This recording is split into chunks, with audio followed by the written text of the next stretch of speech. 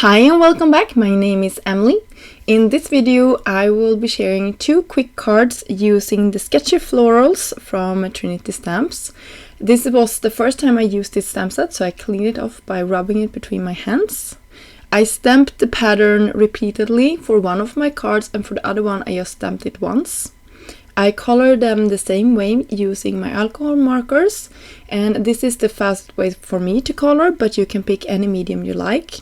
I will not spend too much time of this video coloring this in. You just got a sneak peek here of how I colored this and some of the shades that I used for the greens and the flower centers there. It was a brown shade.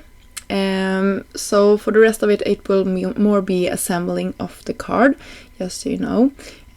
Personally, I don't like watching videos where a lot of coloring is done. If you are a person that loves coloring, I'm so sorry that I didn't leave more of it in. But I hope you enjoyed this short video anyway and give you some inspiration on how you can take this floral cluster and create a repeated pattern. So for the empty space between my flowers, I took another marker and just went around to create that blue background. It took no time at all. And for the sentiment, I used the Simply Sentimental Thankful and cut it out of some gold, brushed gold cardstock from Altenew and a coordinating sentiment. I also used a modern edged die here from Trinity to cut a cream colored card base, or not a card base, card front panel that is slightly smaller than our standard A2 size card front. I'm sorry. And then I attach it with some foam down, and on top of this you can see how slow I'm going. I didn't speed this part up for you, so you can see I'm really taking my time here, just making sure that everything is aligned. I took some more foam tape to the back, and you can see that this die also cut out all of the white space between the flowers. I really like that. It makes this cluster look stunning. I'm raising up a couple of the images from the surface just to give it a little bit more dimension.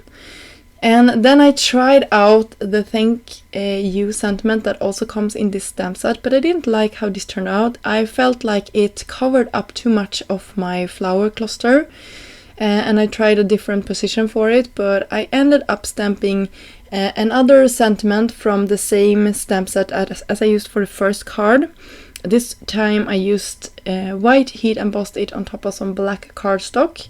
I used some Wow embossing powder and just a clear sticky ink to make the embossing powder grab onto it. And you can see that this leaves a lot more white space around my sentiment, and or white space where you can see the flowers, I mean. And I think that really helps our card look beautiful. So yeah, I will fiddle around with some embellishments, but this pretty much finished off our 2 projects for today. I hope you enjoyed this video and got inspired and can look at the stamps and dies that you already have in your stash and maybe complement it with something new from Trinity.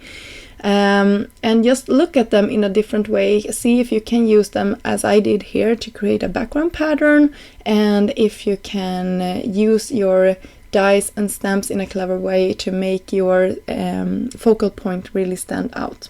In all of the products I used in this video will be linked down below, and until next time I hope you have a great day. And now I will leave you with some close-ups of our 2 projects. Until next time, bye!